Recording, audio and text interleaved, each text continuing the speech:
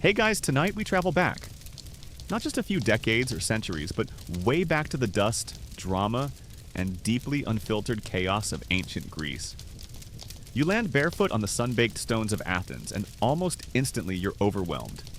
So before you get really comfortable and fall asleep, take a moment to like the video and subscribe, but only if you really like what I do here.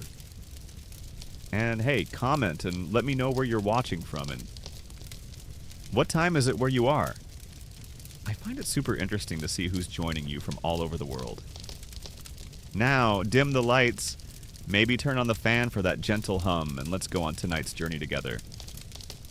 Everything smells like crushed thyme and old goatskin. A merchant shouts something that sounds vaguely insulting. A priest walks past trailing smoke.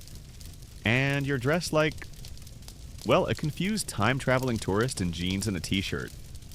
That's strike one. You take a cautious step into the agora and realize there are rules here. Unspoken ones. And you just broke 5 by existing. So before you get comfortable, take a moment to like the video and subscribe. But only if you genuinely enjoy what I do here. Drop your location and local time in the comments too. I love seeing where you all listen from. Now dim the lights, maybe turn on a fan for that soft background hum, and let's ease into tonight's journey together. You wake up on a thin wool mat.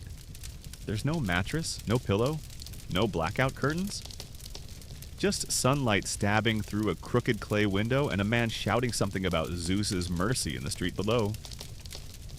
Welcome to ancient Greece, where comfort is a myth and privacy is for the gods. You sit up, blinking.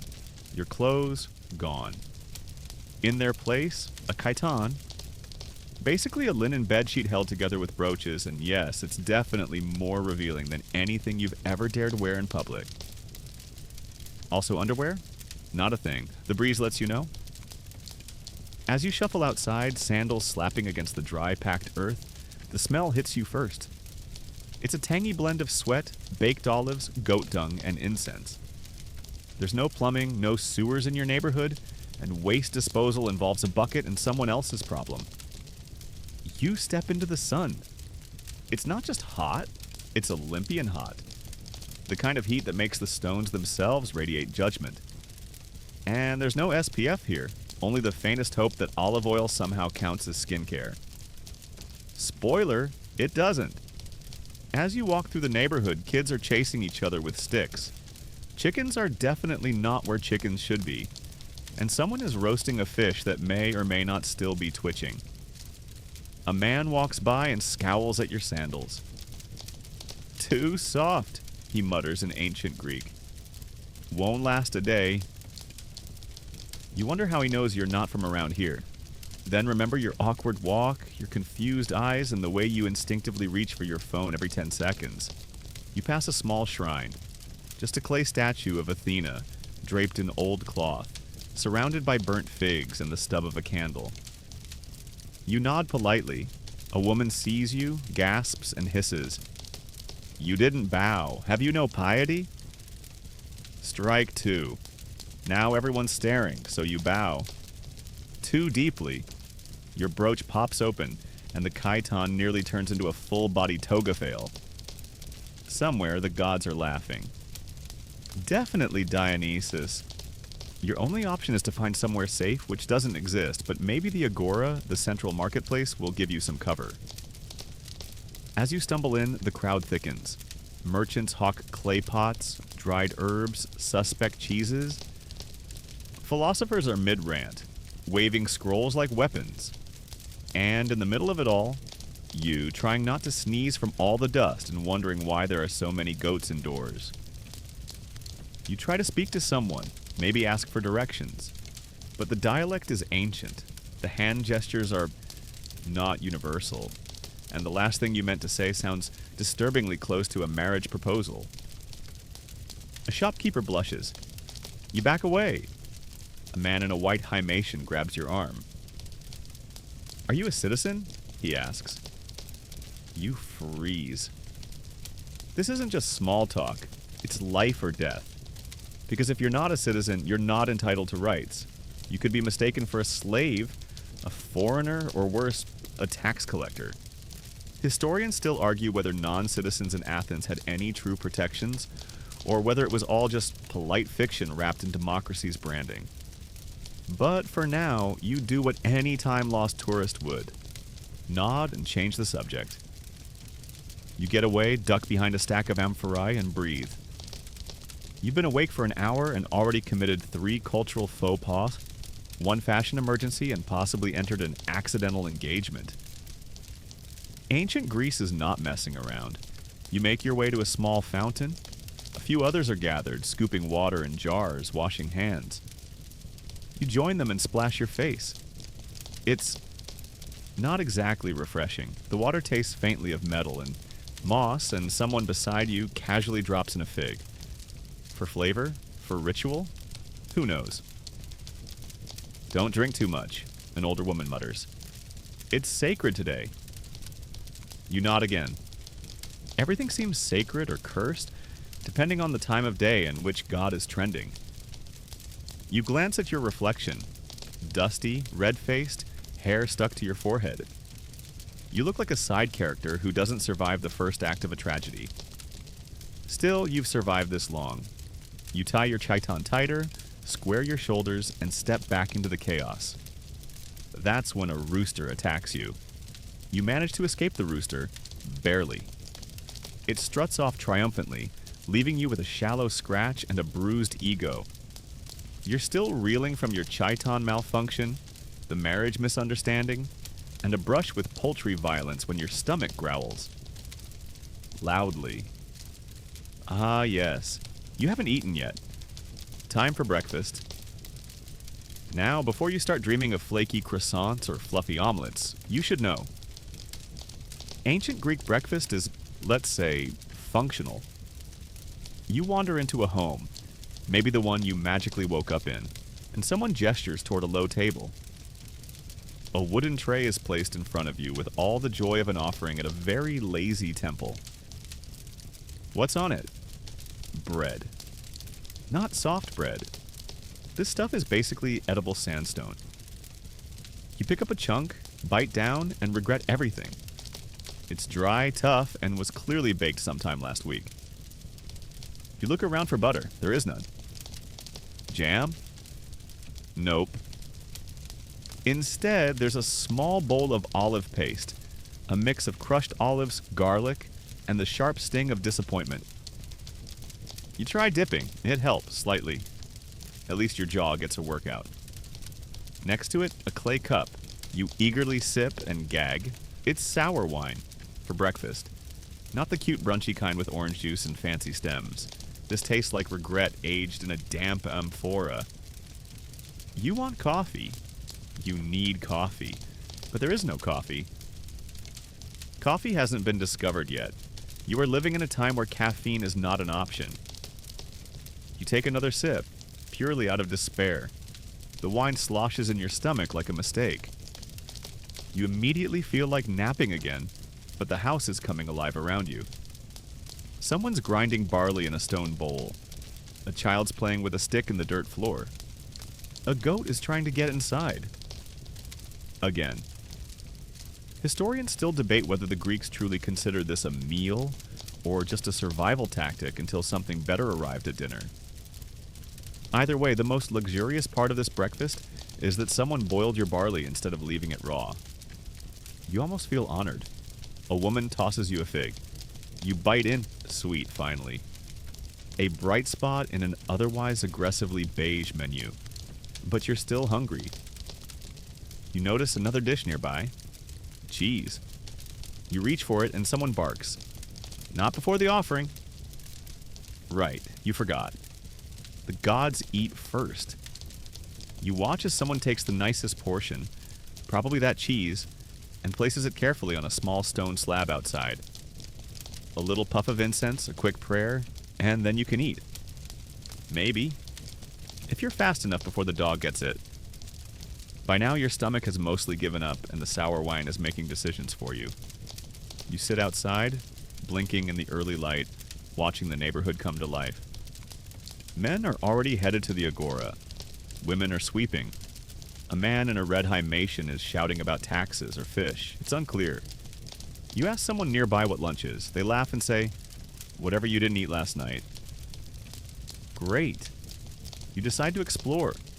Maybe there's food out there. Real food. You wander the streets, guided by smell. Some good, some less so. You spot a vendor roasting chickpeas over a clay stove. You try to buy some. He asks for obols. You fumble. You have none. You offer a pebble. He's not amused. Barter time. You check your pockets. Nothing. You tug at your brooch. He shrugs. Already has 10. You offer your sandals. He nods. Deal. You're now barefoot, but you have warm chickpeas. The moment is fleeting, but glorious. Salt, crunch, heat. You almost cry. "Not bad, huh?" a voice says. It's the vendor. He tells you he makes them fresh every morning. You ask how. He explains the mix of herbs, thyme, oregano, coriander, and ashes. Wait, ashes? It gives it smokiness, he says, very proud. You nod, smiling through mild alarm. You're starting to notice how common hunger is here. Most people don't eat 3 meals a day. Some barely eat one. There's no refrigeration. Bread molds quickly.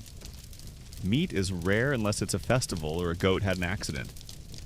You also start noticing how people smell. There's no deodorant. Baths are a luxury. People dab themselves with oil, yes, oil, and scrape it off with a curved metal tool called a strigil. It works. In theory. But right now, on a hot day in the market, it's more of a suggestion. You back away from a group of heavily oiled athletes arguing about whose trainer is more divine. One of them sneezes into his hand, wipes it on his tunic, and offers to shake yours. You pretend to sneeze too. Classic deflection. Works like a charm. A philosopher sits nearby on a broken column, eating boiled lentils from a bowl and shouting about the void. You inch closer, hoping for a bite. He offers you a spoonful of air. True sustenance is found in the mind, he says, staring directly into your soul. You thank him and leave. Eventually, you find a small tavern run by an older woman who looks like she's fought 3 wars with just her rolling pin. She sizes you up, then slides a bowl toward you. Inside, onions, barley, herbs, and what might be a piece of snail. It's warm. You eat it gratefully. New here? She asks. You nod. Keep your head down, and don't trust anyone selling imported honey. It's just wax and lies. You thank her and ask if there's anything sweet for dessert. She pauses, then brings out a tiny cup of sesame and honey paste. You take one bite and swear you see the gods. She grins. Don't get used to it. As you leave, she gives you a dried fig wrapped in cloth. A parting gift. You don't realize until later that this is the kindest gesture anyone will make all day. Because the gymnasium awaits. And there will be oil. So much oil, the fig keeps you going. Barely. But that moment of sweetness is quickly overshadowed by the looming reality of your next task. It's time to go to the gymnasium. Now don't get too excited. This isn't your modern air-conditioned temple of treadmills and motivational posters. No neon leggings, no bottled water, no discreet earbuds playing podcasts. The ancient Greek gymnasium is an entirely different beast. You arrive led by vague instructions involving turning left at the statue missing a nose, and right at the olive tree that looks like a goat. And suddenly, there it is. An open courtyard surrounded by columned porticos, buzzing with activity and shouting. A lot of shouting. You step inside, and immediately the heat hits you like a chariot. The sun bakes the pale stone flooring until it's practically glowing, and the air smells of sweat, earth, and oil. So much oil. The gymnasium isn't just for working out. It's also the social hub for any respectable male citizen, and apparently the dress code is absolutely nothing. That's right, everyone is naked. You stop dead. Men of all shapes, sizes, and sandal tans are jogging, wrestling, throwing discus, and chatting about politics, all completely nude. You instinctively try to backpedal, but someone claps you on the shoulder, oily hand and all. "You're new," he says with a grin. "Strip and stretch." You manage a weak smile. Your chiton is already dangerously flimsy, and now it's coming off. You place it carefully on a bench and try not to think about hygiene. The bench, you suspect, hasn't been cleaned since the Peloponnesian War. You stand awkwardly, exposed to both the elements and the judgment of 100-toned strangers. A young man nearby begins rubbing himself with olive oil, meticulously coating every inch before grabbing a strigil. A metal scraper curved like a question mark, and scraping it off again. "Exfoliation," he says, winking. "Very important."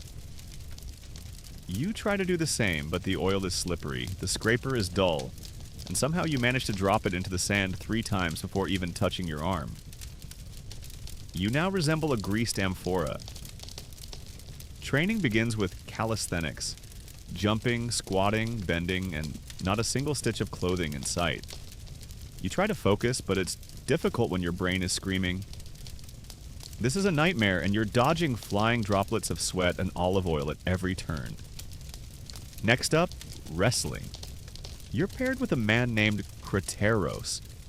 He is built like a statue and has a beard that could frighten a bear. You extend a tentative handshake. He body slams you. The sand cushions the fall slightly, but the humiliation cuts deep. You try to fight back, but Crateros simply chuckles and pins you again, this time with your face mushed firmly into his armpit. "Good effort," he says. You're not sure if it's sarcasm or praise, but either way, you've inhaled enough sweat to qualify as part of his workout.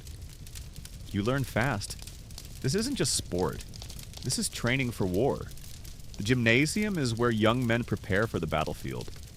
Endurance, strength, coordination, it's all part of the citizen package. If you're male and of age, this is your rite of passage. Historians still argue whether the nudity was purely about mobility or had deeper cultural symbolism, tied to ideals of beauty and strength. All you know is that you miss clothes. A lot. After the match, you're handed a small clay jar. Inside, more oil. Not time to re-lubricate and scrape again. You give up on technique and just start smearing it everywhere like an anxious raccoon. Then someone calls for javelin practice. You're handed a long spear with a leather loop. You nod like you know what to do. You absolutely don't. You wind up, hurl it skyward, and immediately hit a statue of Hermes square in the nose. Everyone turns. A long silence. "Well," Crateros mutters, "he won't be guiding your soul to the afterlife." You're quietly reassigned to discus instead, where you at least manage not to injure any divine representations. Your throw is pitiful, but it doesn't bounce back, which counts as a win. A bearded man lectures from a bench nearby, shouting about balance between mind and body, citing Plato while doing toe touches. You can't help but notice he hasn't moved in 20 minutes. Classic gym philosopher. One man is doing push-ups while reciting the Iliad. Another is leaping over a row of amphorae with frankly terrifying elegance. You sit, winded, covered in oil, and wondering how anyone survives this on a daily basis. An older trainer walks by. "You look like a deflated wineskin," he says gently. "Hydrate?" Finally, water. You are led to a large stone basin filled with what you pray is drinkable water. You dunk your head in, gulp, and feel slightly reborn. The final part of training? Bath time. You're ushered into a bathhouse, a domed chamber filled with steam, echoing voices, and more nudity. There's a large communal pool, a smaller hot pool, and a cold one that might actually be a punishment from Poseidon. You slip into the warm water. Your muscles thank you. Your skin, however, is still trying to absorb the 6th layer of olive oil. You float, dazed, as men argue about tactics from the last war and whether Achilles was real or just an early influencer. You catch a fringe detail. One man says he uses crocodile dung as a face mask. Another nod says it keeps the skin youthful. You file this under things I hope were jokes. As you sit soaking, someone brings up the latest political decree. A city nearby has banned public spitting. The gym echoes with laughter. Then someone sneezes into the pool. The laughter stops. Eventually, everyone begins climbing out. You follow reluctantly. Your chiton is now sand-speckled, crumpled, and somehow even more revealing than before. As you leave the gymnasium, your legs tremble. Your dignity limps behind you, and your entire body smells like olives and crushed dreams. You have survived the ancient Greek fitness regimen. Barely. And now, nature calls. But toilets, my friend, are not what you think. Nature has been calling for a while now, and unfortunately, ancient Greece has no voicemail. You shuffle through dusty streets, sore from wrestling, still slightly oily and starting to panic. You glance around, looking for something that resembles a public bathroom. A sign, a symbol, even a bush that looks socially acceptable. But no, this isn't Rome. Greece is a little more rustic when it comes to waste management. Eventually you find a communal latrine. It's a long, low stone bench with holes carved in it. Some for sitting, others suspiciously shaped like keyholes for, well, squatting. There's no privacy. No partitions. Just a row of stone slabs, lined up like ancient Greek musical chairs with other folks doing their business 2 feet away. You hesitate. A man grunts from the end of the row and waves you over. Plenty of space, he says. You're not comforted. You sit. The stone is cold, very cold. You try not to make eye contact with anyone, but it's difficult when the man beside you strikes up a conversation about the grain tax, while enthusiastically relieving himself. And just when you think it can't get worse, it's time to clean up. There is no toilet paper. What you get instead is a stick. On the end of that stick, a sponge. A communal sponge. Sitting in a bucket of vinegar water. Reused. Frequently. Without bleach. You stare at it like it's a cursed artifact. Which, to be fair, it sort of is. Historians still debate whether the Greeks really shared one sponge or if each person had their own. You decide to believe in the more hygienic version, for your sanity. You hold your breath, do what must be done, and make a mental note to never take modern plumbing for granted again. As you exit, you spot a young boy emptying a chamber pot into the gutter running down the street. He throws it casually. It splashes onto the cobbles and runs off toward the agora. You jump back just in time. This, you learn, is how waste disposal works here. Gravity, luck, and a prayer to Poseidon. You walk on, nose wrinkled, careful to step only on dry stones. You're not entirely sure what's water and what's not water. You spot another toilet, a wooden platform above a small stream. It's less crowded, but also less stable. You choose not to test its engineering. You've made enough embarrassing public appearances today. As you wander, you notice something else. Women aren't using the same facilities. In fact, you rarely see women outside at all unless they're fetching water or heading to religious festivals.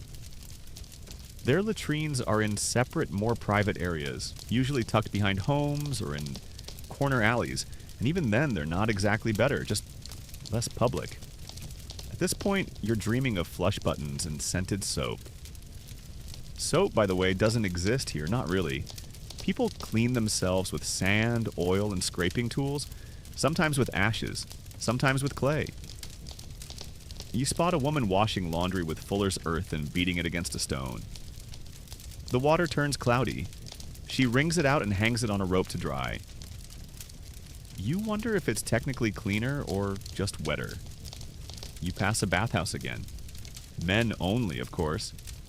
It smells slightly better than the latrines, but still has that distinct ancient funk. A mix of mildew, old oil, and ambition. You try to freshen up at a public fountain. The water's cold and clear, flowing from a spout shaped like a lion's head. You splash your hands, rinse your face, and pretend it's a skincare routine. It's not, but it's better than the sponge. Someone nearby is brushing their teeth with crushed oyster shell and a stick. They grin at you. Their teeth are very white, also very chipped. You sit on the edge of the fountain and take a breath. The sun is high now, baking everything into a crisp mosaic of noise and heat. You're sweating again, which means you're slowly re-oiling yourself like a rotisserie chicken. A fly lands on your knee, you flick it away. It returns. Another man sits beside you and casually picks at his ear with what looks like a bronze hairpin. "Hot day," he says. You nod. He offers you a fig. You politely decline. He shrugs, eats it, and flicks the pit into the street, where a dog immediately sniffs it and walks off unimpressed. You ask him where the cleanest latrine is. He laughs and says, "Clean? That's for the rich. Or the Romans." Which reminds you, Athens is still figuring out urban sanitation. Rome, years later, will build sophisticated sewer systems and aqueducts. But here, everything's slightly less engineered and slightly more freestyle. And yet somehow it all works. Sort of. The city hums. People go about their day. Chickens roam. Children play in the dust. Philosophers argue about whether virtue can exist in a dirty world. And everyone, absolutely everyone, just accepts that the sponge on a stick is part of life. You're not sure if you've become tougher or just numb. Your stomach gurgles again. Maybe it's the chickpeas. Maybe it's the sour wine. Maybe it's the emotional trauma of ancient hygiene. Either way, you decide to take a walk and give your digestive system some space. You pass a man selling incense, another selling what he claims is Egyptian perfume. It smells like boiled myrrh and regret. You move on. Soon you're back near the agora. The scent of grilled fish wafts in the air. You're tempted, but cautious. One wrong bite and you're back at the sponge bucket. You duck into a shaded alley, find a quiet spot on a stone ledge, and close your eyes.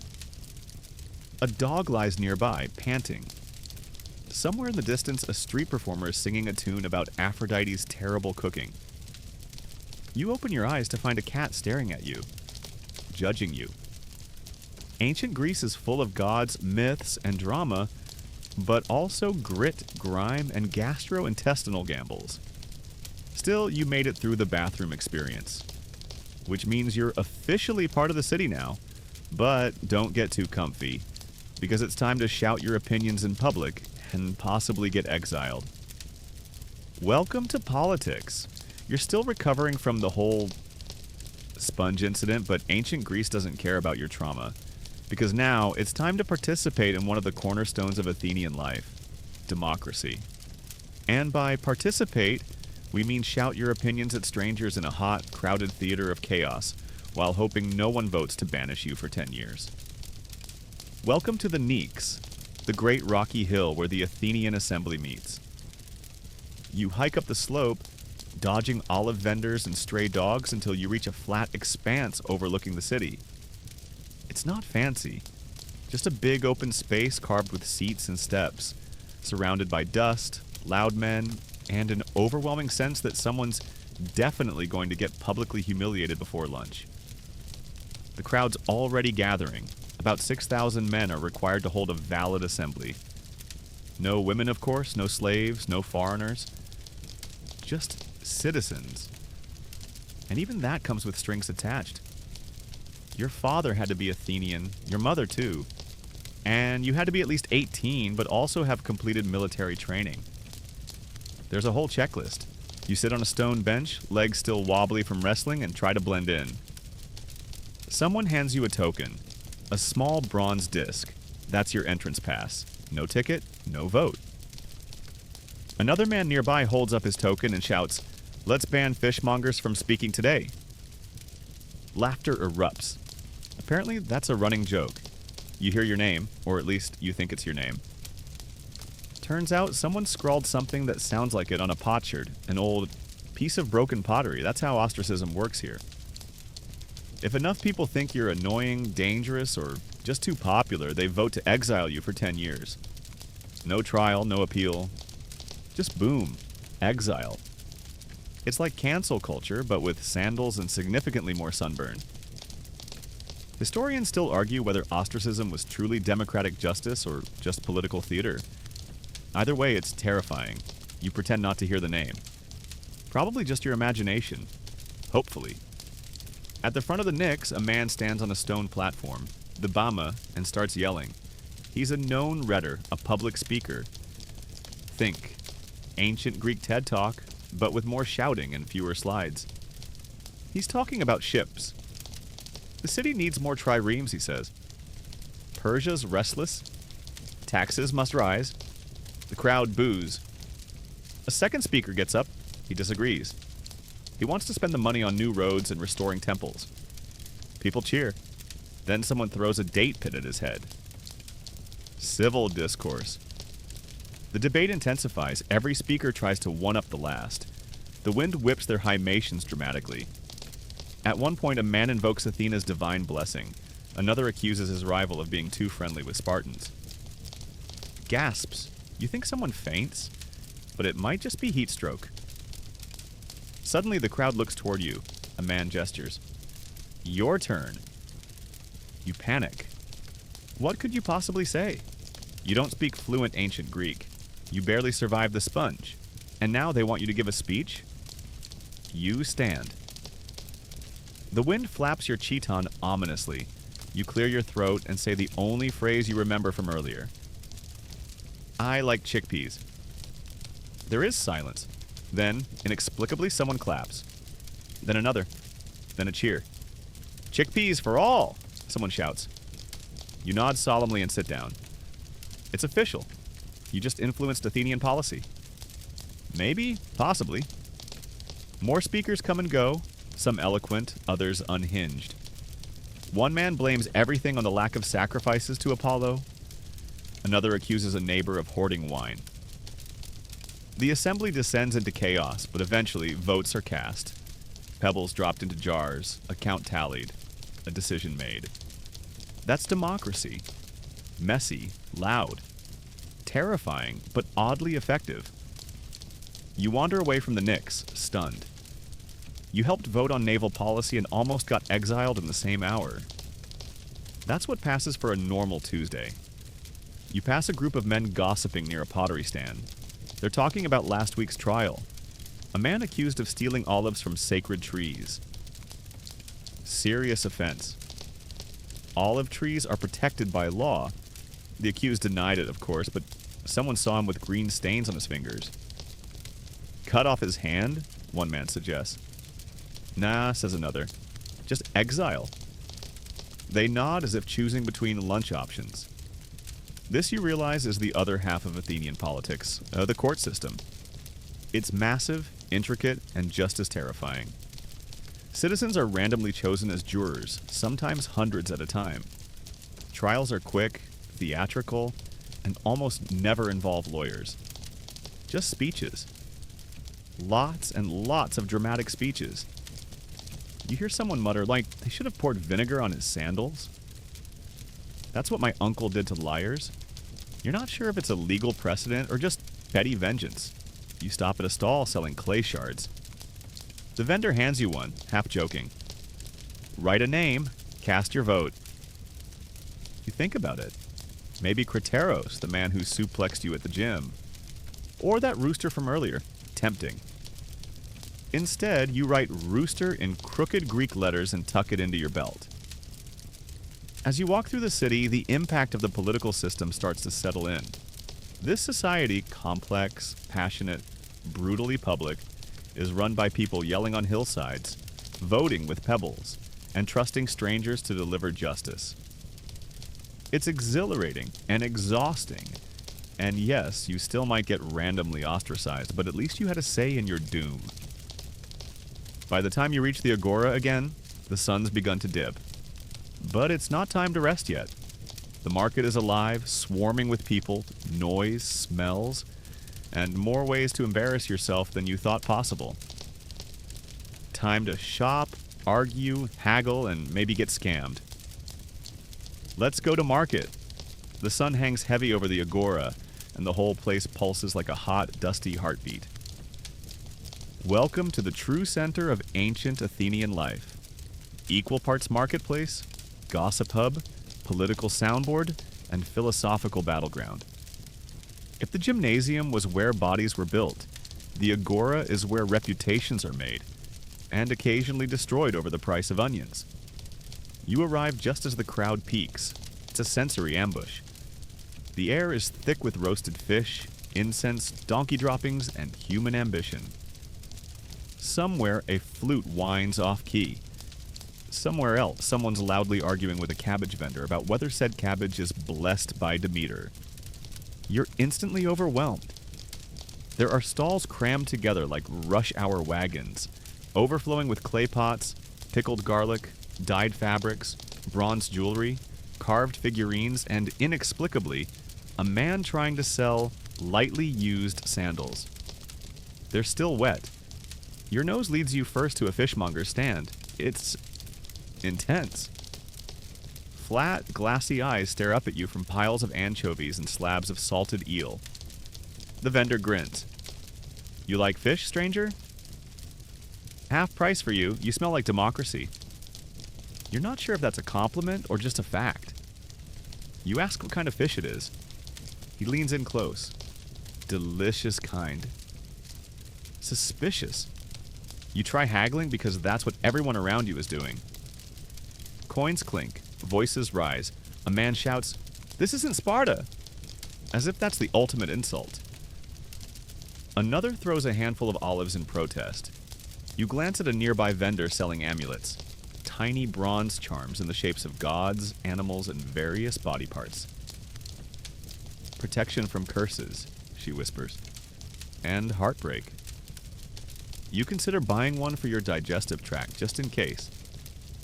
Historians still debate how much of the agora's activity was strictly economic versus social. It seems like half the people here aren't buying anything. They're just arguing, eavesdropping, or trying to impress a nearby philosopher. And speaking of philosophers... Oh no, you've wandered into the sophist trap. A man in a worn hymation blocks your path. His beard is large, his scroll is larger. He looks like he hasn't blinked in 4 hours. "Tell me, stranger," he booms, "can justice exist without the concept of a shared soul?" You freeze. He takes that as engagement. You try to answer with a hesitant, "Maybe?" And suddenly it's a full-blown debate. You're surrounded. A crowd gathers. Someone hands you a fig for strength. The sophist gestures wildly. He quotes Plato, waves at a chicken, and says it proves the soul is eternal. You, meanwhile, mention you like figs and think kindness is nice. A small group applauds. He glares at you, declares the debate a draw, and vanishes into the crowd with an oddly dramatic spin. You've just survived your first agora ambush. Congratulations. You slink away to a quiet pottery stall. Rows of amphorae, kylixes, and little figurines line the shelves. The potter, a quiet man with clay-streaked arms, doesn't try to debate you. Instead, he offers you a small cup of chilled water with mint leaves. Mercy. You ask about his work. He explains the firing process, how they use a 3-stage kiln technique, and how red figure pottery is the new trend. You nod, trying not to drop the delicate vase shaped like a nymph. Then a loud crash. Someone's knocked over a stack of jars. The crowd laughs. The vendor screams. A dog runs by with a string of sausages in its mouth. Absolute chaos. You dodge around a group shouting about a stolen chicken, and suddenly you're in the middle of a pop-up courtroom. That's right. Some trials happen right here in the open. A man stands accused of watering down wine. He protests. The crowd jeers. Someone demands he drink 3 cups of his own product as punishment. He does. He vomits. Justice is swift. Nearby, a boy sells gossip like it's fruit. "Heard Alcibiades insulted Athena again," he whispers. Swore she tripped him on purpose. You toss him a coin. Worth it. Next to him, a playwright reads aloud from his new comedy. It features a donkey who becomes a politician and taxes all the figs. A man beside you mutters, "Too realistic." You pass a stall with strange imports. Dried dates from Phoenicia, cinnamon from Arabia, and what looks suspiciously like a petrified lizard labeled healing charm. You move on quickly. A woman offers you honey cakes shaped like owls. You buy one. It's dry but sweet, and crumbs fall into your sandal. Worth it. Suddenly, someone tries to sell you citizenship. "I can get you papers," he hisses. "Your own demotic. Cheap." You politely decline before ending up in a philosophical jail. As you wander back toward the edge of the agora, you spot a man giving what seems to be a public reading. He stands on a box, arms wide, quoting lines from Homer with such passion you'd think he was there. The crowd loves it. A kid tosses him a coin. You realize entertainment here is raw, loud, and deeply personal. You sit on a step, exhausted. Your arms are full of random objects: a honey owl, a tiny bronze Apollo, 2 figs, and a scroll you didn't ask for. A woman nearby hands you a cup of diluted wine. You sip. It's not terrible. The agora winds down with the sun. Stalls close. People drift home. Philosophers continue debating shadows and truth, even as vendors pack up their olives and amphorae. You've survived a day of buying, arguing, almost philosophizing, and narrowly avoiding political exile. Again. And now, just as you think you might finally rest, your stomach flips. Too many figs, bad fish, or maybe it's time to visit a doctor. Good luck with that. You knew this moment would come. That first sour gurgle in your stomach. The second one, more insistent. A bead of sweat rolls down your temple. Not from the heat this time, but from fear. Ancient Greek medicine, after all, is not known for its subtlety. You need a doctor, or whatever passes for one in 5th century BCE Athens. You're directed down a side alley to a humble house with a crooked wooden sign showing a snake curled around a staff. That's promising, right? Classic medical symbolism. Universal even. You knock. No answer. You knock again. A door creaks open and you're greeted by a man who looks like he's been awake since the Trojan War. "Ah, a patient," he mutters, peering into your soul. You're pale, weak aura, possibly afflicted by imbalance. Or the moon. You nod. That sounds correct? You explain your symptoms. Stomach issues, mild dizziness, a deep and existential regret for eating street fish. He nods sagely, then reaches into a dusty cabinet and pulls out a jar labeled goat bile and crushed mint. Fantastic. He starts explaining the concept of the 4 humors: blood, phlegm, yellow bile, and black bile. According to this theory, your health is a soup, and one of the ingredients is misbehaving. Clearly too much black bile, he says, shaking his head. He offers you a remedy: honeyed wine, a boiled leek poultice, and leeches. He's very proud of the leeches. You try to look enthusiastic. You fail. Or, he adds, "We can bleed you." He gestures to a shallow bowl and a knife that definitely doubled as a cheese cutter last night. You opt for the honeyed wine and pray it does more good than harm. As he prepares the concoction, he begins casually diagnosing other people nearby. A man with a limp gets bark scraped on his leg. A child with a cough is given burned snail shells in water. A woman complaining of fatigue is told to walk barefoot on cold stones while singing to Apollo. Historians still argue whether ancient Greek medicine helped more than it harmed, or if most people simply got better despite the treatments. But to be fair, some approaches weren't completely unreasonable. Your doctor, for instance, insists on a good diet, clean air, and regular exercise. The body is like a garden, he says. Too dry, it withers. Too wet, it rots. He pokes your stomach with a stick. Yours is soggy. You sip the honeyed wine. It tastes surprisingly okay. Then he brings out a jar filled with something green and squishy. Cucumber compress, he announces, for the head. You didn't ask for that, but suddenly your forehead is slimy and cool. Not terrible, honestly. Lie down, he says. You do. On a straw mat that smells faintly of feet and time.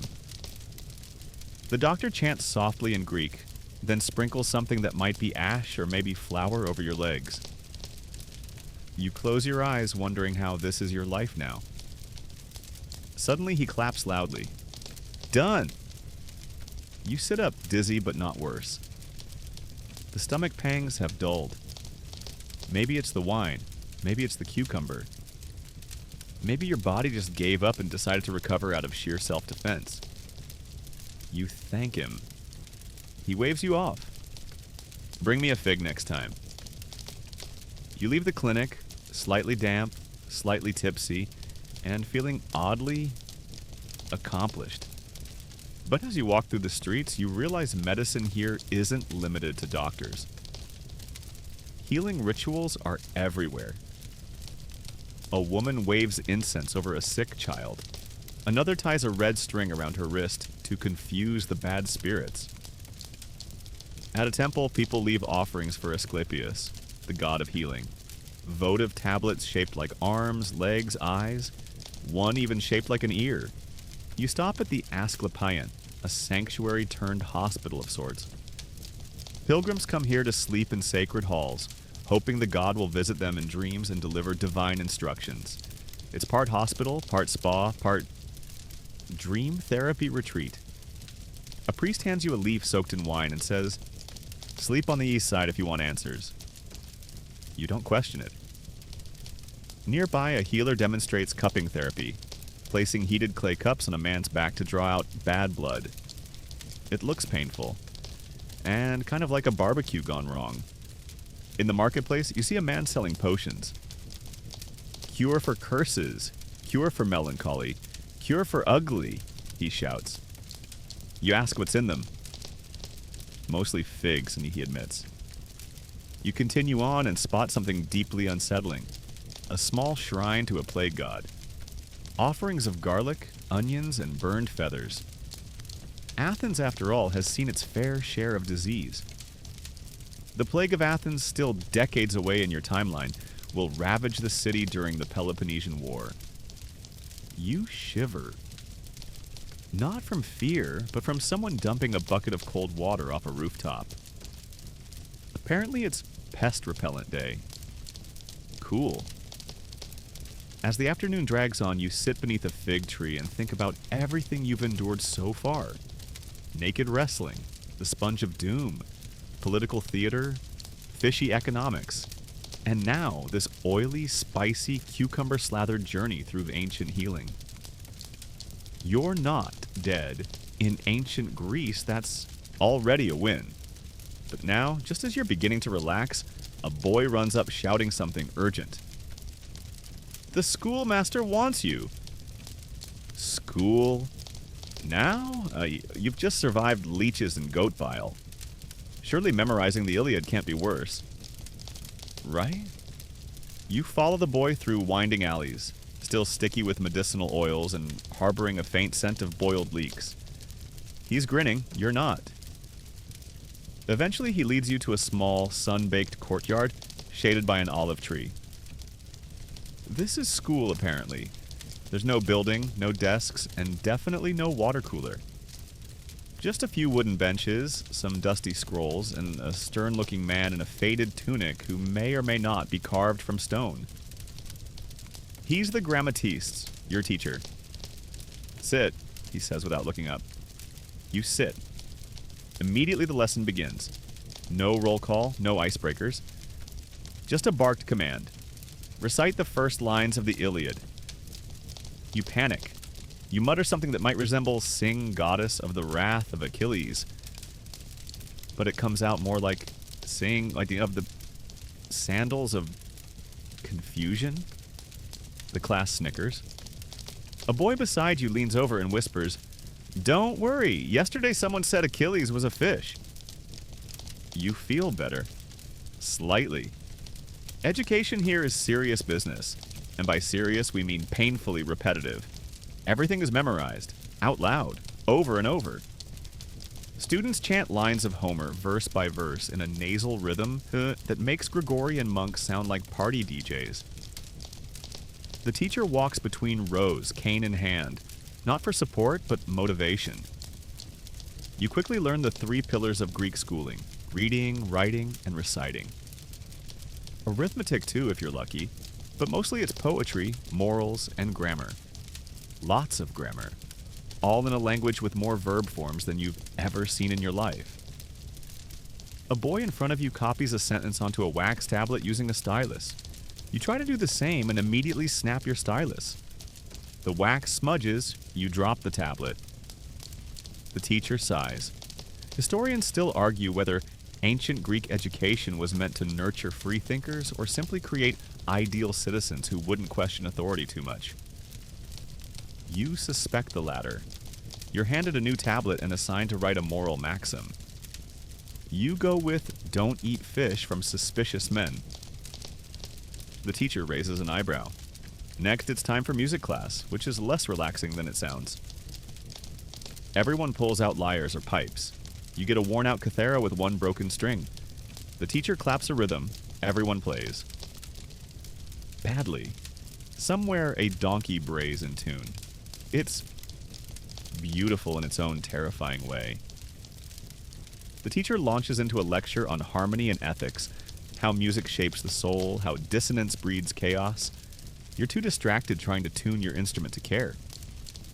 Eventually, you give up and just pretend to strum. No one notices. Then it's philosophy hour. A boy stands and reads aloud. What is justice? The class groans. You groan louder. A long debate follows. One student argues justice is balance. Another says it's power. A third claims it's the will of the gods. A fourth says justice is not having to go to school. He gets a swat on the head. The teacher points to you. And you? You pause, then say, justice is not getting hit with a cane for being bad at poetry. The teacher blinks. Fair, he says. There's a moment of respect. You bask in it. That is, until it's time for physical education again. You sigh deeply. This time, it's ball games. You're handed a foninda, a pigskin stuffed ball used for what can only be described as medieval dodgeball with yelling. The rules are unclear. Someone tackles you. Someone else sings a war chant. You're definitely not winning. After that, it's back to reading. This time, Aesop's fables. You actually enjoy them. Short stories with animals doing dumb things and learning life lessons. Finally, content you can relate to. The fox and the grapes. Classic bitterness. The tortoise and the hare. Time management. The rooster who finds a jewel and ignores it. Honestly, a mood. The day drags on. There's no recess, no lunch break. You're handed a handful of raisins and a sip of watered wine. That's it. The afternoon sun melts across the courtyard. A fly buzzes lazily. Your head droops. The teacher drones on about how to conjugate middle passive verbs. You start to hallucinate that your wax tablet is whispering Homeric insults at you. A student beside you gets whacked for yawning. Another for looking too smug. It's a minefield of mild suffering. But there are bright spots. You see moments of brilliance in your classmates. One boy can recite 200 lines of Homer without blinking. Another draws perfect geometric shapes in the sand, using nothing but a stick and sheer determination. A third performs a full monologue about courage while balancing a book on his head. These kids are intense. You begin to understand the method behind the madness. It's not just about discipline. It's about building identity, Greek identity. Through poetry, debate, music, and storytelling, they're shaping what it means to be Athenian, to think clearly, speak persuasively, perform virtue. Still, you miss YouTube tutorials. As the lesson ends, the teacher gives you a parting assignment. Memorize a hymn to Apollo and write your own fable. And no more vegetable metaphors, he adds. You nod solemnly. The sun sets. You rise from the dusty bench, back aching, stomach growling, brain thoroughly mashed. And then the teacher smiles for the first time. You didn't pass out, he says. You'll make it. You're not sure if that's a compliment or a diagnosis. You leave the schoolyard under a sky blushing with twilight. The streets hum with post-lesson chatter. A boy recites his fable about a goat who wished to be a god and ended up becoming soup. You breathe in the evening air, cool, rich with the scent of thyme, grilled meat, and impending theater drama. Because guess what? It's showtime.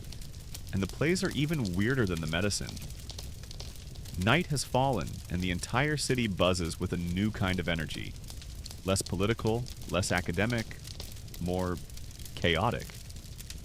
You follow the flow of bodies up a hillside path toward the Theater of Dionysus, carved into the rocky slope of the Acropolis. Thousands are gathering. The moon hangs low and bloated. The air is full of anticipation, spiced wine, and the distant sound of someone practicing a donkey impression far too seriously. It's festival season, and tonight, you're in for a full-blown tragedy. The kind that starts with a funeral and ends with half of the cast dramatically dead, crying about fate and sandals. The theater itself is massive. Carved stone seats form a steep semicircle, all facing a wide circular stage, the orchestra. The actors will perform here, surrounded by a chorus of masked men who sing, chant, and occasionally scream in unison like a very intense a cappella group. You settle into a seat, still aching from school and mildly traumatized by goat bile remedies. Around you, citizens shout for their favorite playwrights. Vendors squeeze through the crowd selling roasted chestnuts and vinegar-drenched fish snacks. You decline. Your stomach is still in recovery mode. As the play begins, a man steps onto the stage wearing a giant mask, painted to show exaggerated emotion, with a gaping mouth like he's permanently surprised. His voice booms, artificially projected with the help of the mask's acoustics. The story: classic Greek fare. A hero with a dark secret, a prophecy, a meddling god, a murder, probably incest, definitely hubris. This is Euripides, or at least someone performing one of his works. The man beside you whispers, "This is the one where the woman poisons her husband and sets fire to the family goat." You nod like that's completely normal. The chorus enters.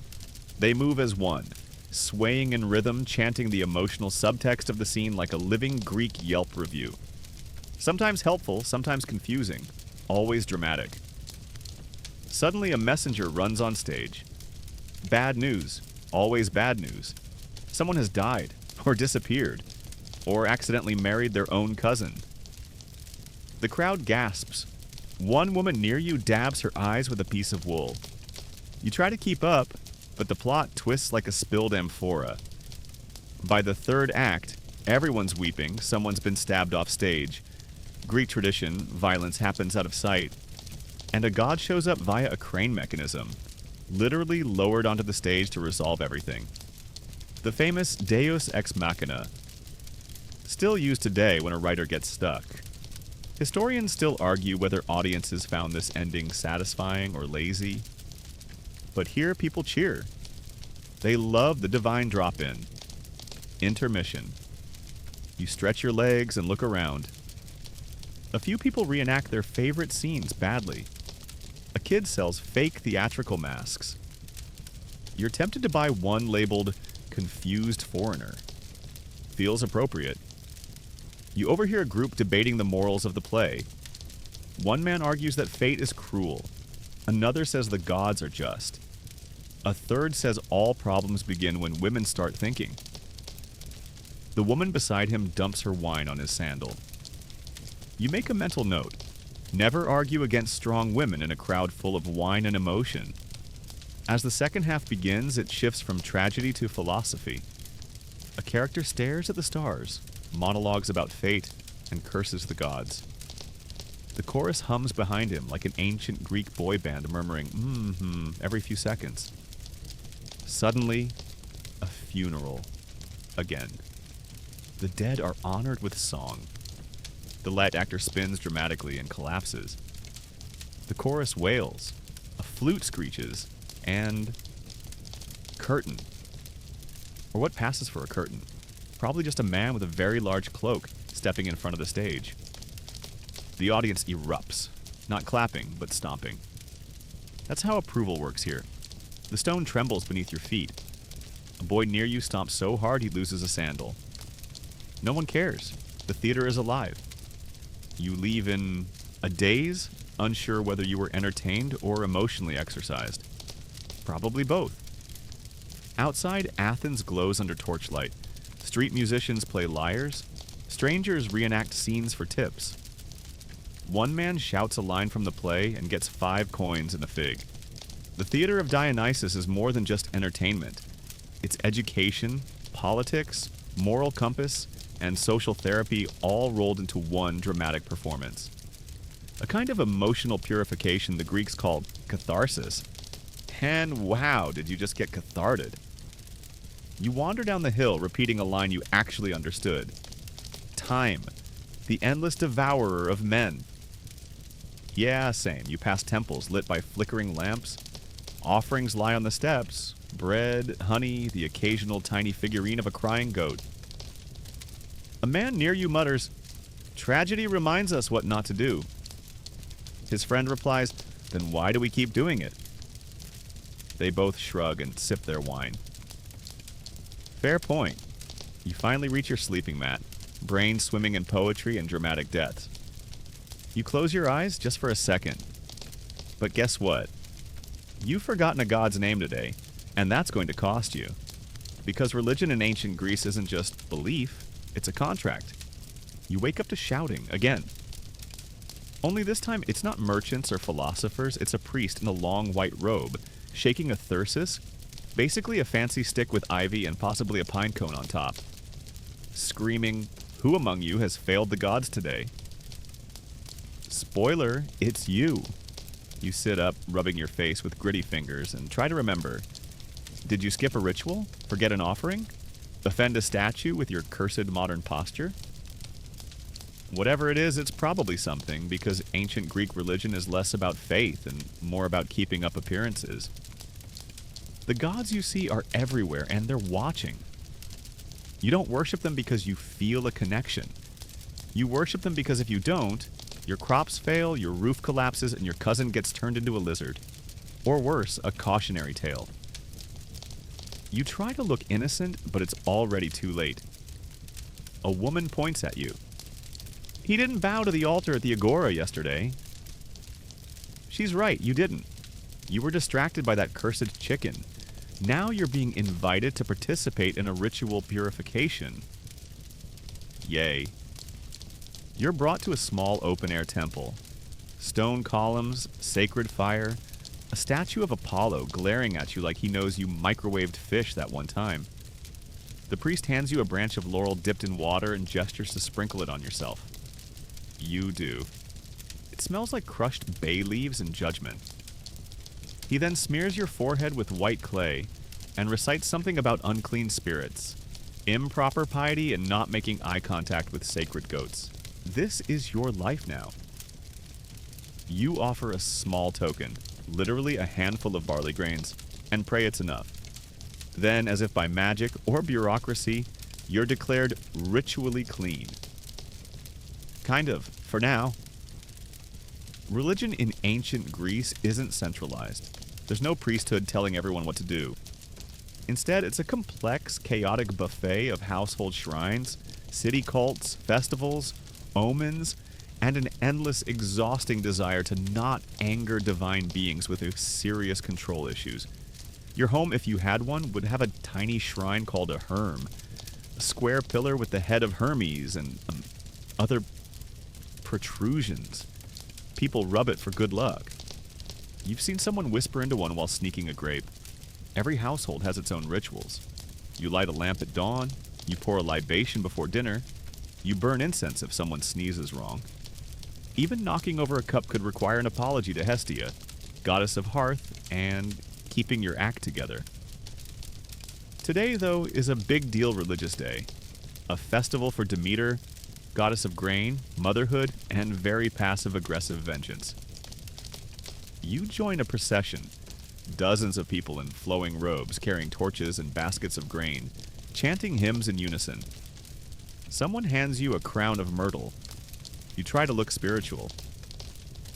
As the crowd winds through the city, people stop at various shrines, pouring wine, tossing garlands, and whispering prayers into the marble ears of gods. You can't keep track of who's who. Is that Artemis or Aphrodite? Does Athena like honey? Does Dionysus require dancing or just encourage it? Historians still argue whether the Greeks believed literally in their gods or treated them more as civic rituals. But here now, under this blazing sun with music and dust and drama all around, it doesn't matter. The emotion is real. At the temple, you watch a sacrifice. Not the bloody kind, thank the gods, but a symbolic offering of bread, cheese, and a drop of wine. The priestess chants a hymn. The crowd responds like a choir of exhausted school kids on a field trip. Then comes the divination. A priest examines the smoke from the fire. Another watches the flight of birds. One woman swirls oil in a dish and gasps. "A bad omen!" she cries. Someone among us lacks proper piety. You quietly shuffle backward. As punishment for the mysterious spiritual imbalance, the crowd must now perform an extra ritual. Everyone lines up to touch a sacred piglet. You do it. The piglet squeals. You whisper, "Sorry, buddy." Later, you learn that this is nothing compared to the Eleusinian mysteries, an elite religious ceremony so secret that no one, not even modern scholars, really knows what happened. Some say hallucinogens, some say symbolic death, some say interpretive dance. You hope it was all three. Back in town, you spot a man selling amulets, little pendants shaped like eyes, snakes, or tiny hands. Worn to ward off the evil eye, which, by the way, is a big deal. If someone stares at you with jealousy or bad vibes, that's it. You're cursed. Your teeth fall out. Your goat stops producing milk. Your sandal strap breaks. You buy 2 amulets, just in case. The day winds on with more prayers, more fire, more chanting. You begin to notice how everything is sacred here. Trees have nymphs, rivers have gods. A strong breeze could be Zeus passing by or someone sneezing with attitude. You eat dinner, a modest meal of lentils and stale bread, and pour a splash of wine onto the ground as a libation, just to cover your bases. Then you hear it, a flute in the distance, a rhythmic drum, laughter. You follow the sound and stumble upon a Dionysian ritual in full swing. People are dancing, wearing masks, flailing their arms and singing wild praise to the god of wine, theater, chaos, and general fabulousness. A woman in ivy garlands pulls you into the circle. You dance. Badly. Someone throws flower petals. Someone else throws olives. You're not sure if it's prayer or a party, but everyone seems to believe it's both. By the time the moon reaches its peak, the crowd collapses into laughter and song. Someone offers you a cup of wine and says, "Dionysus forgives all sins as long as you can still dance." You raise your cup, toast the stars, and down it. You may have offended Apollo, but Dionysus? He gets you. And just when you think you've finally found a groove with these gods, someone taps you on the shoulder and hands you a shield. "Military training," they say. Of course it is. It's early morning. Again, you're sore, mildly hungover, and still picking olive petals out of your hair when a man shoves a bronze shield into your arms and points to a dusty field on the city's edge. "Time to train," he says. You laugh. He doesn't. You're officially a hoplite in training now, part of the proud citizen soldier class of Athens. Every able-bodied male is expected to defend the city, no exceptions. Not even confused time travelers with questionable reflexes. Your training ground is more patchy grass than organized arena. Other men are already there, stretching, grunting, sparring, and smacking each other with wooden swords like it's a contact sport with no referees. Which, surprise, it is. You take your place at the end of a line. Someone hands you a helmet. It's bronze, it's heavy, and it smells like old sweat and garlic. It does not fit. You lower it onto your head anyway. It immediately slides sideways, cutting off your vision and any chance of hearing instructions clearly. The trainer, a weathered man with a spear longer than your confidence, paces in front of the group. He shouts things like discipline and formations win wars, and if your shield arm is weak, you die tired. Then he points to you. New one. Step forward. You do. Wobble slightly. He throws a spear at your feet. Pick it up. You obey. It's wooden, thankfully, but still intimidating. You hold it like an umbrella in a windstorm. Now, phalanx. The others instantly form ranks. Shields interlocked, spears angled forward like a hedgehog in battle mode. You scramble to squeeze in. Your shield is too big, your sandals are crooked, and someone's sweaty elbow is in your ribcage.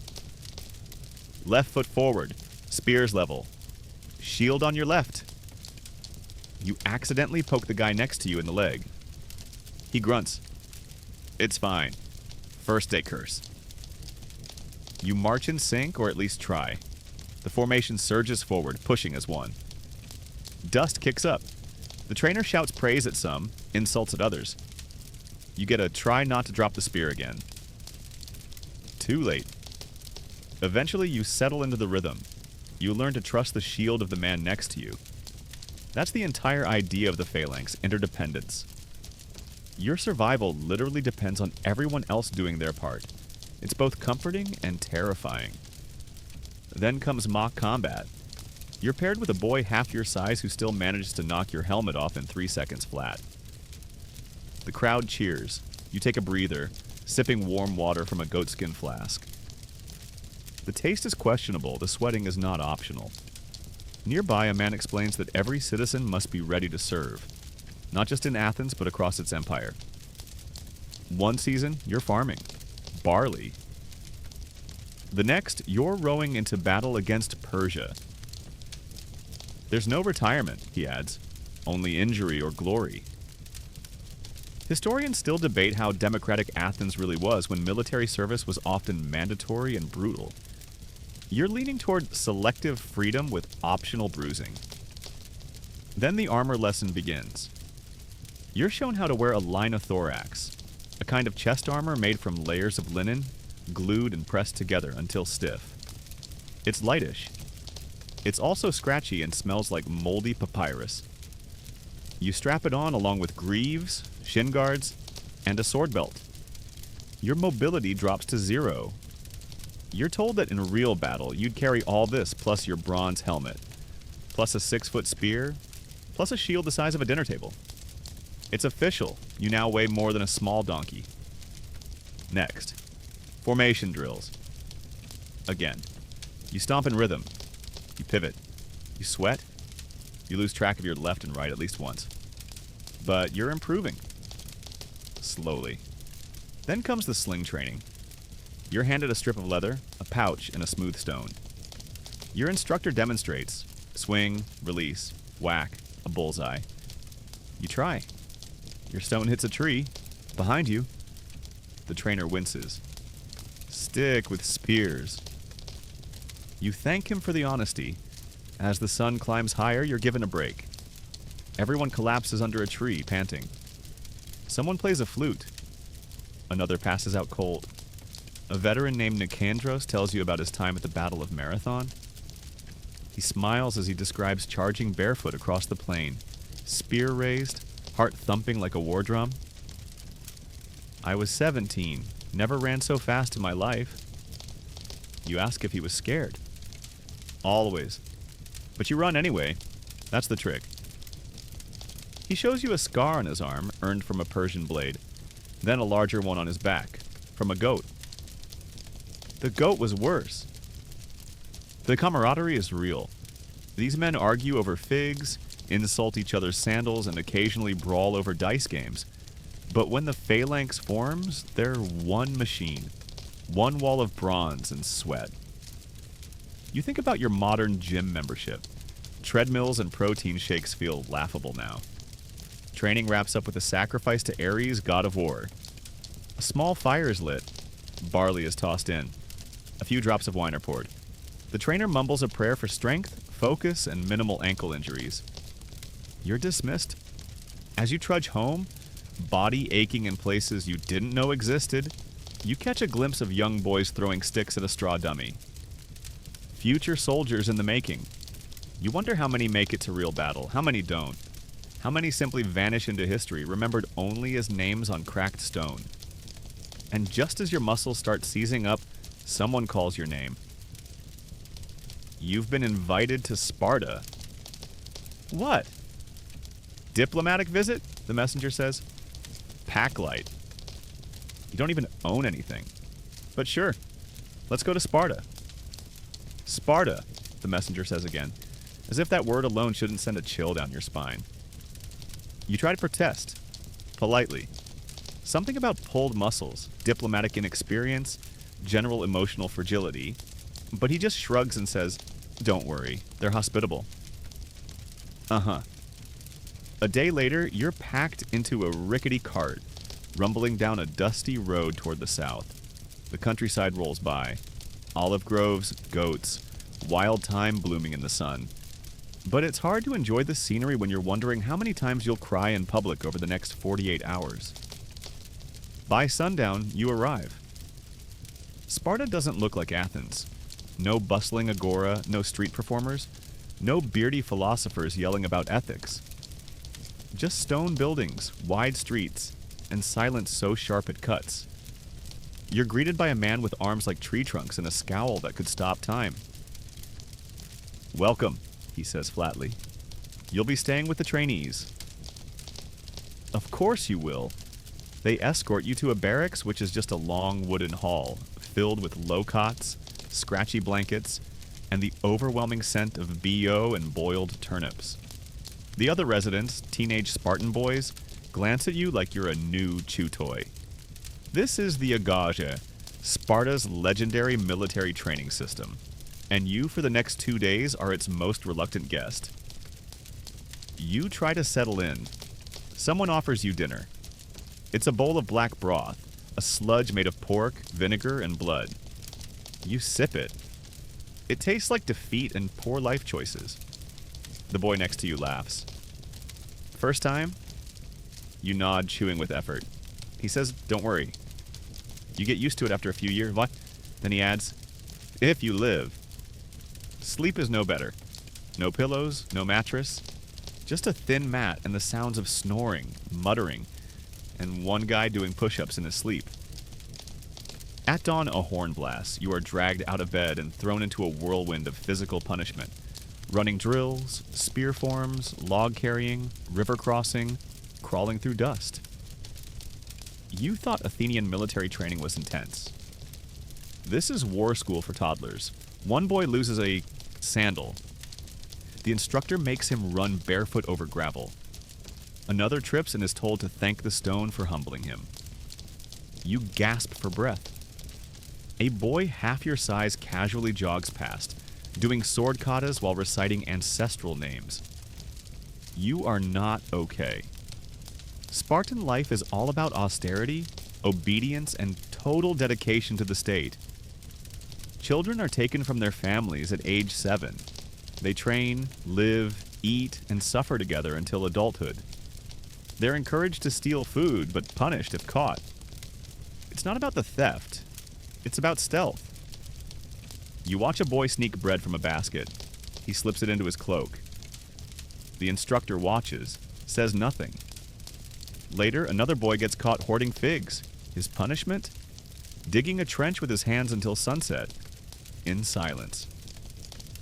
Historians still argue whether Spartan discipline was exaggerated by Athenian writers to make themselves feel better.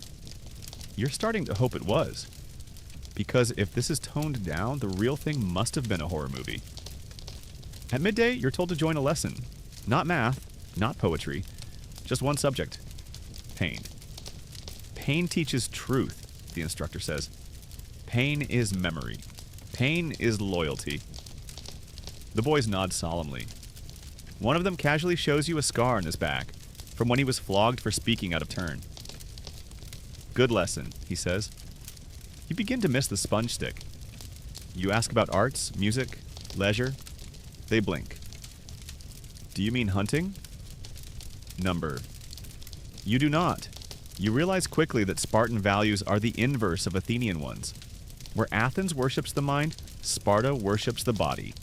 Where Athens debates, Sparta obeys. Where Athens wears makeup and quotes Homer, Sparta eats dirt and quotes nothing.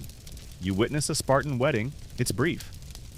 The groom grabs the bride who's had her hair shaved and is wearing a man's cloak. She says nothing. They nod. They're married now. Romantic. You spot a small statue of Artemis Orthia, one of Sparta's main deities. People are bringing her offerings, cheese, wine, twigs. You ask if she's the goddess of love. A boy says no.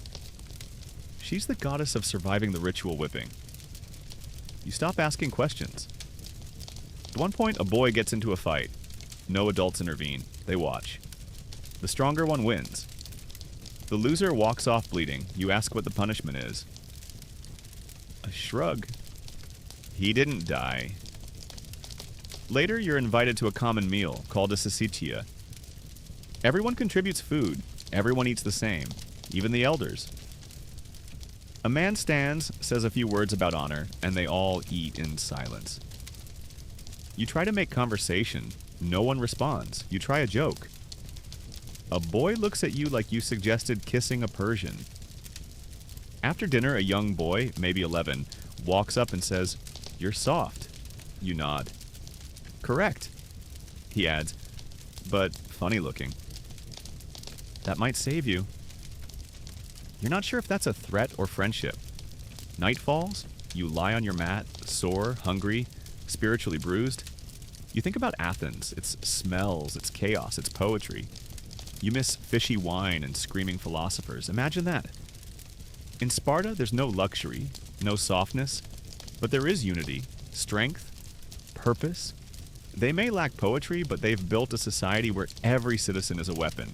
It's terrifying and oddly impressive.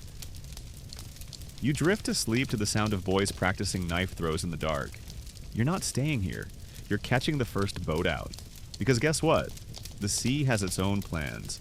You don't say goodbye in Sparta. You just leave and hope no one throws a spear at you on the way out.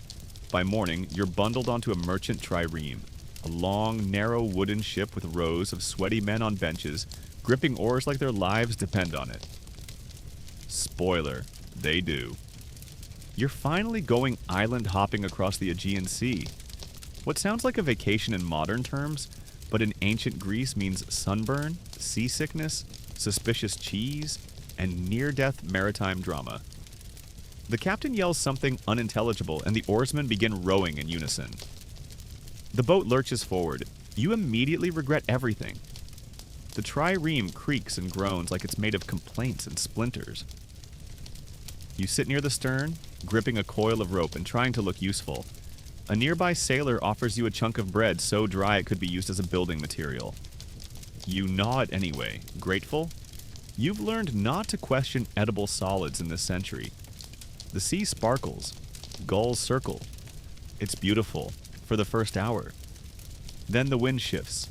Clouds gather like angry gods with nothing better to do. The once clear sky darkens and waves begin to slap the boat like it owes them money. A sailor yells, "Poseidon's test!" Another shouts, "Or maybe we forgot the wine offering again." Someone grabs a goat skull and starts praying. You do the same just in case. You'd laugh, but you're too busy turning green. The boat tips hard. You clutch the railing and make several vows to deities you didn't even know existed. Your lunch, what little of it there was, becomes an offering to the sea. Historians still argue whether ancient Greek ships were technically seaworthy or just highly optimistic floating planks. You now lean toward the latter. The storm passes after what feels like years. The sea calms. You lie flat on the deck like a salted sardine, blinking up at the sun. A sailor nudges you. You didn't scream as much as the last new guy. You smile weakly. Victory. Later that day, you spot land. A small Cycladic island, whitewashed and sun-bleached, dotted with olive trees and curious goats. The boat docks with a crunch and a splash. You stumble off, still swaying. The village is simple. Stone houses, terraces, rope-tied sandals drying on lines. You're welcomed with warm olives, cold water, and the eternal Greek hospitality rule. The stranger is sacred. You learn the island is famous for marble. Not the pretty statue kind, the really fancy pretty statue kind. People here quarry it, carve it, polish it with sand and patience. One man shows you a half-finished statue of a young goddess. She's shy, he jokes, only has 1 foot so far. You help haul water from a well, awkwardly. A child tries to braid your hair. You let her. Dinner is grilled fish wrapped in fig leaves and chickpeas spiced with herbs grown just outside the village. You've never tasted anything so perfect. You also haven't eaten since Sparta's black sludge, so the bar is low. That night, you sleep on a stone roof under the stars. No sponge stick in sight. Just crickets, salt in your nose, and a goat staring at you from the next rooftop like it knows your secrets. The next few days blur together in a dreamlike haze of sailing, docking, stumbling, sweating, and dodging. Seasick goats on narrow walkways. You hop from island to island like a time-traveling tourist without a budget or dignity. On Delos, you walk among marble ruins so sacred that no one is allowed to be born or die there. You wonder what happens if someone sneezes too hard. A priest scolds you for stepping too close to a lion statue. You apologize to the lion, just in case. On Naxos, you climb cliffs that overlook the sea, the wind slapping your face like an overly affectionate deity. A man sings a hymn to Dionysus while pressing grapes into wine with his feet. You respectfully decline a sip. On Crete, you hear whispered tales of the old Minoan ruins, of labyrinths and half-human monsters. The Minotaur was real, one man insists. My cousin's cousin saw its horns. You nod politely. You learn that island life is slower, but no less weird. Every island has its own patron god, local superstitions, and completely different rules about when it's okay to sacrifice a chicken. You also learn that travel by sea is a gamble, and ancient Greeks were both terrified of and totally addicted to it. The wind determines everything. A strong tailwind means arrival by dinner. No wind means drifting like a forgotten amphora until the gods feel generous. On your final journey back toward the mainland, you're on a cargo boat full of amphorae. The crew is younger, rowdier, and very superstitious. Someone drops an onion. The captain makes the whole crew say a protective chant and toss a clove of garlic overboard. You follow suit. Midway through the trip, someone spots what they call a ketos, a sea monster. You squint. It's a whale. But you scream anyway. Group bonding. When you finally dock, sunburned, wind-tossed, and vaguely fermented, you kiss the dry land. Literally, the sand gets in your teeth. Worth it. You've crossed islands. You've fought nausea, lightning, and interpretive religious offerings. You're a sailor now, sort of. And just as you stretch your back and think, surely I've earned a nap, you hear the drums. Loud, fast, joyful. You've been invited to a wedding feast. Because rest, in ancient Greece, is just a myth. You've barely wiped the sea salt from your face when someone grabs your arm and says, "You're coming to a wedding." You blink. Whose? They shrug. Does it matter? Apparently not. You're pulled into a crowd heading toward the edge of town, where a large open courtyard is being transformed into a full-blown Athenian wedding feast. Tables are being set. Musicians are tuning up their lyres and flutes. A pig, currently alive and extremely unhappy, is being chased in slow circles by a child holding a ladle. It's already off to a strong start. You're handed a wreath of laurel and shoved toward a group of guests who are laughing, toasting, and arguing about whether marriage is a gift from the gods or a clever form of voluntary exile. The bride, you're told, is 14. The groom is twice her age, give or take. No one seems too concerned by this. It's a transaction as much as a union. Families merging estates, securing heirs, and trying to make sure no one ends up with a cousin by accident. You're seated near the back, among the traveling potters, one-eyed musicians and slightly drunk uncles. In other words, the fun table. Someone hands you a cup of sweet wine diluted with water. You sip. It's less terrible than usual. A good omen. The ceremony itself is brief. The bride is veiled, silent, and escorted by torchlight to the groom's house.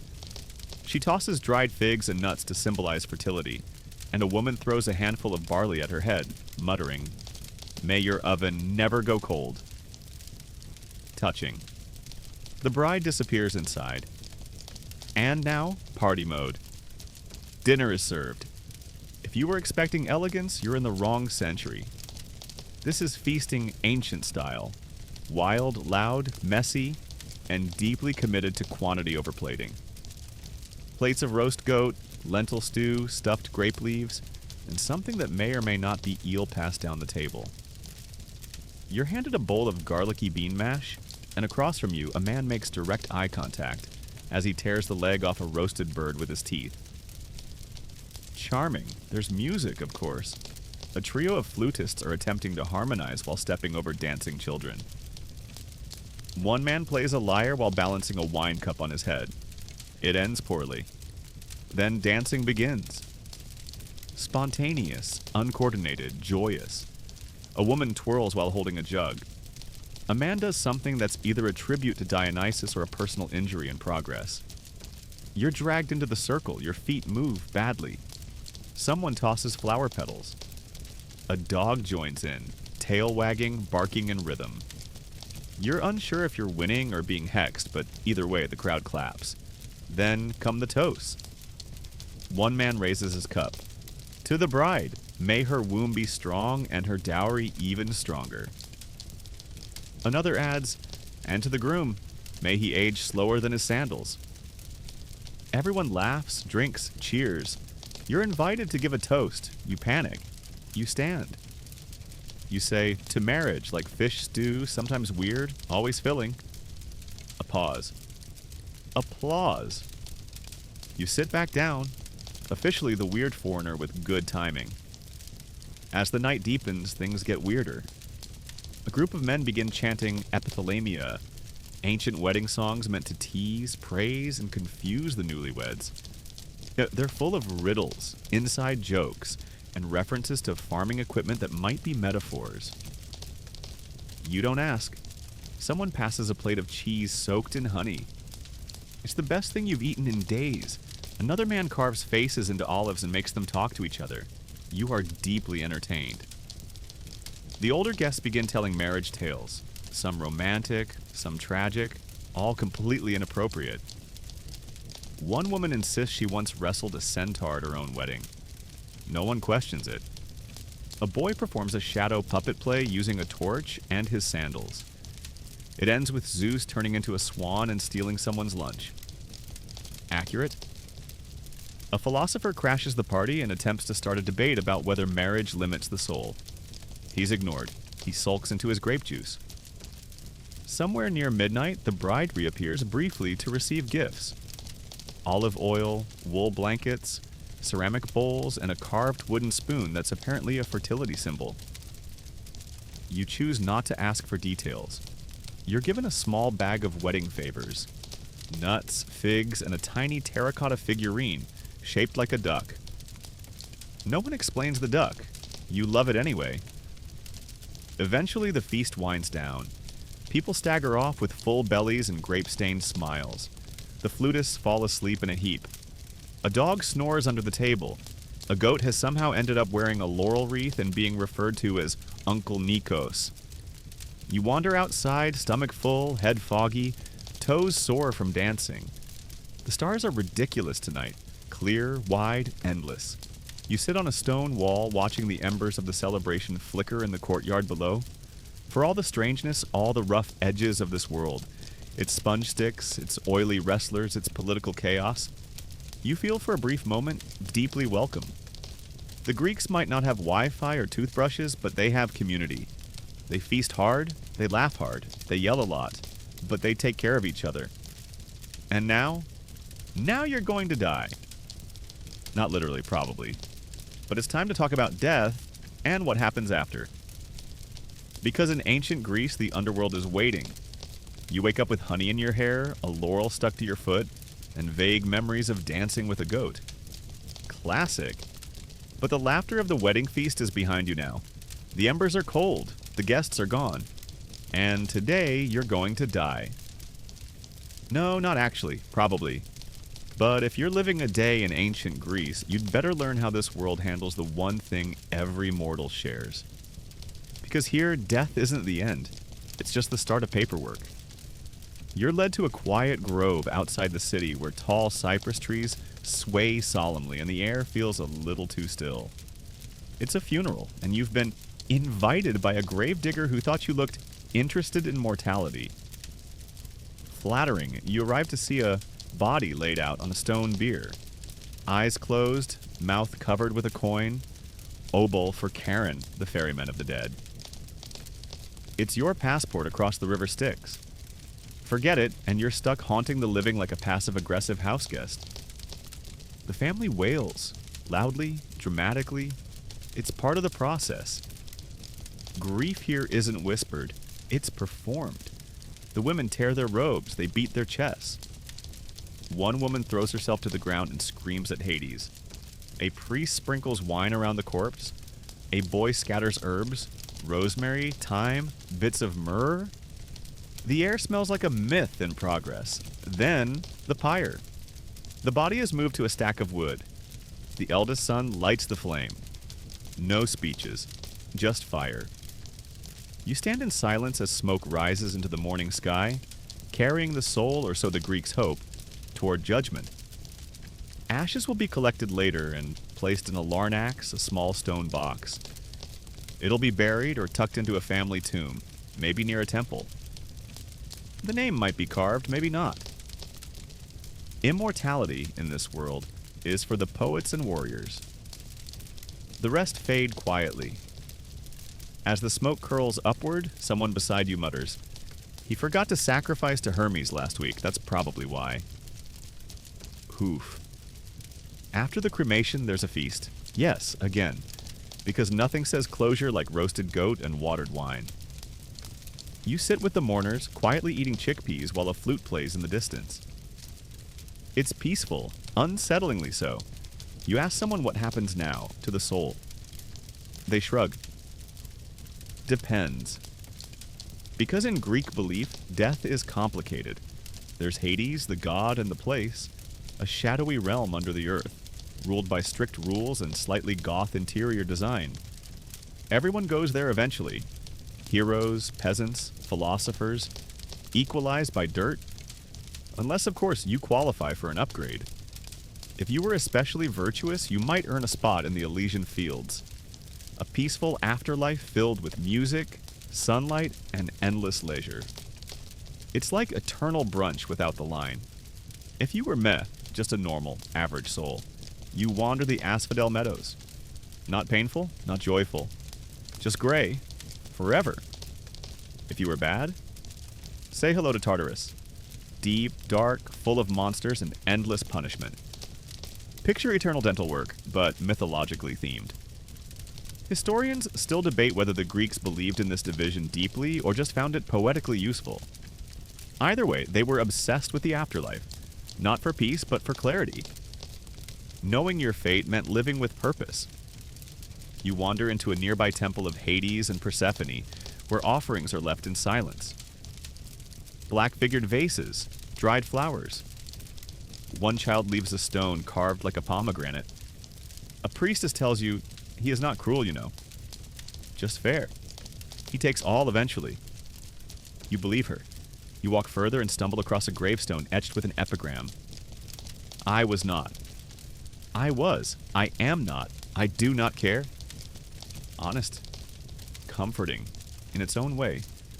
You begin to see death here not as an end, but as a negotiation, a passage, a paperwork trail. There are ghosts in Greek stories, not malicious, just restless. People leave them cakes and wine to keep them calm.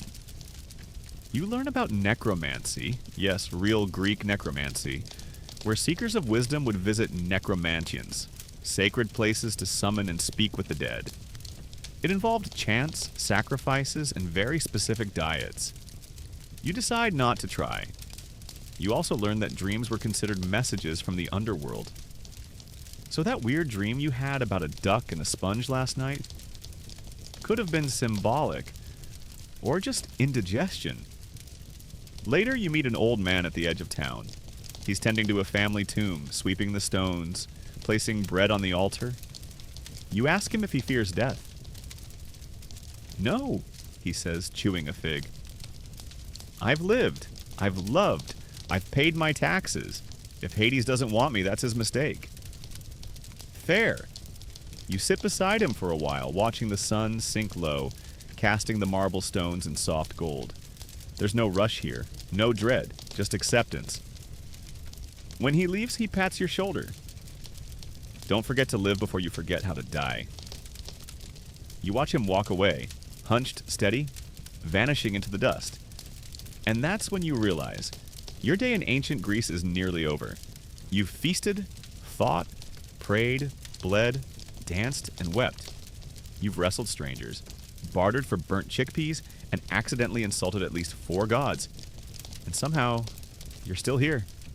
Still standing. Still alive. Mostly. The sun dips below the olive groves. A breeze whispers through the cypresses, and everything at last begins to quiet.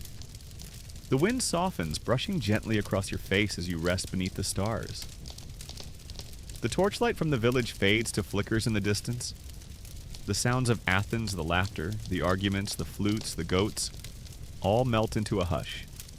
You lie back, the ground warm beneath you, and let your breath slow. The sky above is the same sky the ancients watched, a canvas of stars they read like poetry, full of gods and heroes and mysteries they never quite solved. You remember the weight of the spear in your hand, the rhythm of sandals in formation, the scent of roasted figs, the whisper of a prayer over wine. And now, nothing presses on you. No more gods to appease, no philosophers to impress. Just the sound of your own breath. In, out. Soft and steady. Let the night carry you now. Let the stones cradle your thoughts. You've walked through an entire world, and still, the earth turns gently beneath you. It's okay to drift now. Let go. Sleep well, traveler. You've earned it.